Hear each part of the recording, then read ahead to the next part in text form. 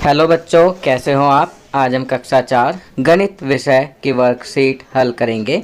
उप विषय परिधि। तो बच्चों, आज की आपकी वर्कशीट का उप विषय है परिधि। अगर हम इसका नाम चेंज करके परिमाप लिखें तो गलत नहीं होगा, क्योंकि अंग्रेजी में आपकी वर्कशीट का जो टॉपिक दिया गया है वह है पेरीमीटर, और पेरीमीटर को हिंदी में परिमाप कहते हैं। तो बच्चों, जहाँ भी परिधि होगा हम उसे परिमाप पढ़ने की कोशिश करेंगे। तो चलिए वर्कशीट हल करते हैं। प्रश्न 1, किन्हीं भी दो स्थितियों को लिखें जहाँ आपको परिधि लिखा है तो इसको परिमाप पढ़ेंगे। परिमाप को मापने की आवश्यकता होती है। तो यहाँ पर हम लिखेंगे, पहला फर्श पर टाइलें बिछाने के लिए, दूसरा खेत के बाहर बाड़ लगाने के लिए, इसके अलावा रजाई का कवर बनवाने के लिए। प्रश्न 2, आप घुमावदार सतह वाली वस्तुओं की परिधि को कैसे मापेंगे। तो यहाँ पर हम लिखेंगे, अब बच्चों घुमावदार वाली सतह आ गया तो घुमावदार वाली सतह के लिए परिधि ही प्रयोग किया जाएगा, क्योंकि परिधि का अर्थ क्या होता है, वृत्त के चारों तरफ खींची हुई रेखा। और परिमाप क्या होता है, सभी भुजाओं के माप को परिमाप कहते हैं।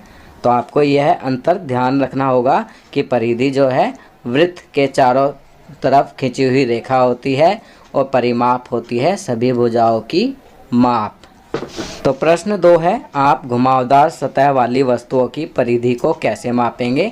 तो इसका उत्तर लिखेंगे, घुमावदार सतह वाली वस्तुओं की परिधि को धागे की सहायता से मापा जा सकता है।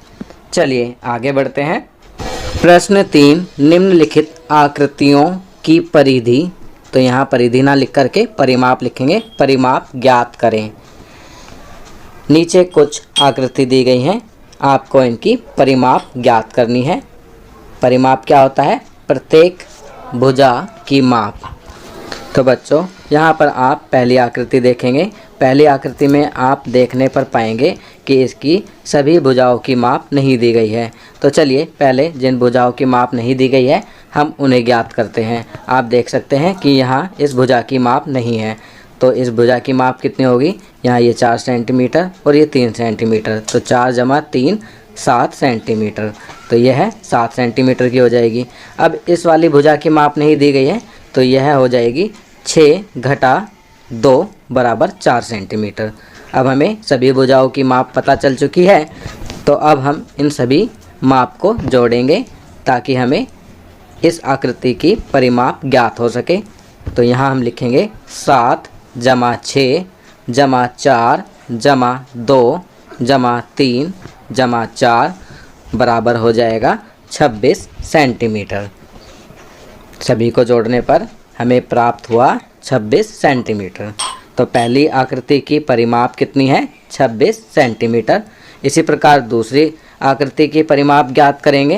पहले हम जिस भुजा की माप नहीं दी गई है उसकी माप ज्ञात करेंगे।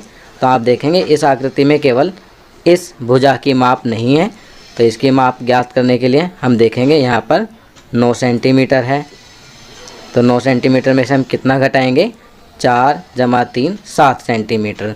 तो यह माप होगी 2 सेंटीमीटर।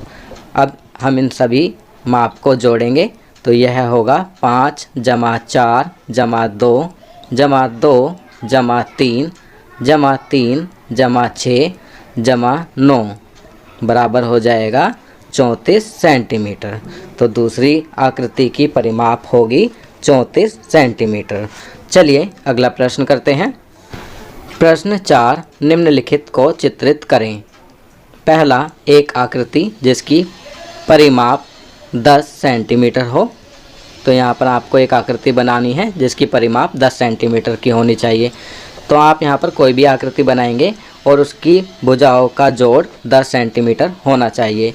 मैं यहाँ पर एक त्रिभुज बना रहा हूँ जिसकी 2 भुजा 3-3 सेंटीमीटर की और तीसरी भुजा 4 सेंटीमीटर की है।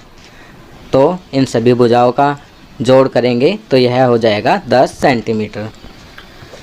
दूसरा, एक आकृति जिसकी परिमाप 20 सेंटीमीटर हो। तो यहाँ पर अब हमें ऐसी आकृति बनानी है जिसकी सभी भुजाओं का योग 20 सेंटीमीटर हो। तो मैं यहाँ पर एक आयत बना रहा हूँ जिसकी सभी भुजाओं का योग करने पर हमें 20 सेंटीमीटर प्राप्त होगा। आप भी किसी भी प्रकार की कोई आकृति बना सकते हैं जिनकी भुजाओं का योग दिए गए परिमाप के बराबर हो। चलिए आगे बढ़ते हैं। प्रश्न 5, मीरा के पास 5 मीटर की लेस है। वह इस लेस के साथ मेज पोस्ट के किनारों को सजाना चाहती है। नीचे मेज पोस्ट की एक तस्वीर दी गई है। इसकी भुजाओं की लंबाई भी दी गई है। तो आप देख सकते हैं यहाँ पर मेज पोस्ट के किनारों को सजाना है और मेज पोस्ट की तस्वीर दी गई है। मेज पोस्ट की एक भुजा की लंबाई 50 सेंटीमीटर दी गई है और दूसरी भुजा की लंबाई 1 मीटर 50 सेंटीमीटर अर्थात 150 सेंटीमीटर दी गई है। अब हमें इस वाली भुजा की माप ज्ञात करनी है। तो यह भी सामने वाली भुजा के बराबर 50 सेंटीमीटर की होगी और 1 मीटर 50 सेंटीमीटर के सामने वाली भुजा भी 150 सेंटीमीटर की होगी। अब पहला प्रश्न है, इस मेज पोस्ट के लिए आवश्यक लेस की कुल लंबाई क्या होगी। अब हम इन सभी माप को जोड़ेंगे।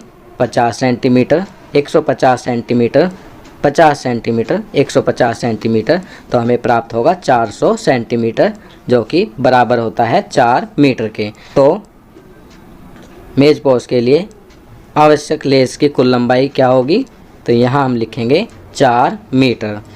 दूसरा, क्या उसे कुछ अतिरिक्त लेस की आवश्यकता होगी, यदि हाँ तो कितनी। तो यहाँ हम लिखेंगे नहीं, क्योंकि मेज पोस्ट की परिमाप है 4 मीटर और मीरा के पास जो लेस है वह है 5 मीटर।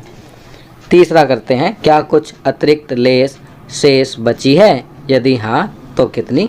तो यहाँ हम लिखेंगे हाँ, और 5 मीटर थी जिसमें से 4 मीटर मेज पोस्ट में यूज़ होगी, तो बचेगा 1 मीटर। तो शेष लेस कितनी बची, 1 मीटर। चलिए आगे बढ़ते हैं। प्रश्न 6, आकार अ से 1 सेंटीमीटर के 8 वर्गों को काट दिया गया है। अब यह आकार ब जैसा दिखता है। आप देख सकते हैं कि यहाँ पर एक वर्ग दिया गया है जिसकी एक भुजा 5 सेंटीमीटर की है। आपको मालूम ही होगा कि वर्ग की चारों भुजाएं बराबर होती हैं, अर्थात इसकी सभी भुजाएं 5-5 सेंटीमीटर की होंगी। अब ब आकृति में 8 वर्गों को काटने के बाद इस प्रकार की आकृति बनी है। चलिए अब आकृति को देखकर कौन कौन से प्रश्न करते हैं उन्हें पढ़ते हैं। निम्नलिखित के उत्तर दें। प्रश्न 1, आकृति ब की परिधि अर्थात परिमाप की लंबाई कितनी है। तो यहाँ पर हमें आकृति ब की परिमाप की लंबाई कितनी है, तो इसका उत्तर लिखेंगे 28 सेंटीमीटर। आप देखेंगे कि यहाँ पर प्रत्येक बॉक्स ये 1-1 सेंटीमीटर के हैं। हम जब इन सभी को जोड़ेंगे तो हमें प्राप्त होगा 28 सेंटीमीटर। दूसरा, अ और ब में से किस आकृति की परिमाप बड़ी है और कितनी। तो यहाँ पर हम देखेंगे अ की परिमाप कितनी है, 20 सेंटीमीटर, क्योंकि इसकी प्रत्येक भुजा कितने की हो जाएगी, 5 सेंटीमीटर की। तो 5 जमा 5 जमा 5 बराबर 20 सेंटीमीटर। और ब की परिमाप है 28 सेंटीमीटर। तो हम यहाँ लिखेंगे ब आकृति की परिमाप बड़ी है और कितनी बड़ी है, 28 घटा 20 बराबर 8 सेंटीमीटर। चलिए आगे बढ़ते हैं। जीवन कौशल बीमा। बच्चों, आज जीवन कौशल में बीमा के बारे में बताया गया है। बीमा का अर्थ है अनुबंध द्वारा कवरेज, जिसमें एक पक्ष एक निर्दिष्ट आकस्मिकता या जोखिम से होने वाले नुकसान के खिलाफ दूसरे पक्ष को क्षतिपूर्ति या गारंटी देने का वचन देता है। यह केवल सुरक्षा या सुरक्षा की गारंटी देने का एक साधन है। सरल शब्दों में बीमा एक अनुबंध है, दो पक्षों के बीच एक कानूनी समझौता है, अर्थात बीमित व्यक्ति और बीमा कंपनी, जिसे बीमाकर्ता कहा जाता है। इस समझौते में बीमाकर्ता आकस्मिकता और बीमित व्यक्ति के नुकसान में मदद करने का वादा करता है। दूसरी ओर बीमाधारक बीमाकर्ता द्वारा किए गए वादे के बदले में एक प्रीमियम का भुगतान करता है। बीमे के फायदे बीमा का स्पष्ट लाभ नुकसान का भुगतान है। दूसरा, नकदी प्रवाह अनिश्चितता का प्रबंधन करता है जब नुकसान के समय भुगतान क्षमता काफ़ी कम हो जाती है। चलिए आगे बढ़ते हैं। तीसरा, संविदात्मक और वैधानिक आवश्यकताओं को पूरा करके कानूनी आवश्यकताओं का अनुपालन वित्तीय संसाधनों का प्रमाण भी प्रदान करता है। चौथा, नीतिगत आवश्यकताओं के कारण नियंत्रण खोने के कार्यक्रम को लागू करने के लिए प्रोत्साहन प्रदान करके जोखिम नियंत्रण गतिविधि को बढ़ावा देता है। पांचवा फायदा, बीमित व्यक्ति के संसाधनों का कुशल उपयोग। यह निवेश कोष का एक स्रोत प्रदान करता है।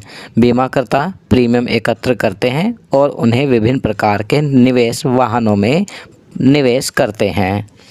छठा फायदा, बीमा बीमित व्यक्ति के ऋण के लिए सहायता है।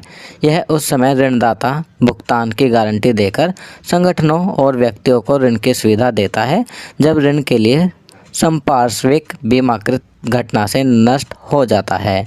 इसलिए पार्टी द्वारा उधार लेने वाले फंड द्वारा ऋणदाता की डिफ़ॉल्ट की अनिश्चितता को कम करना।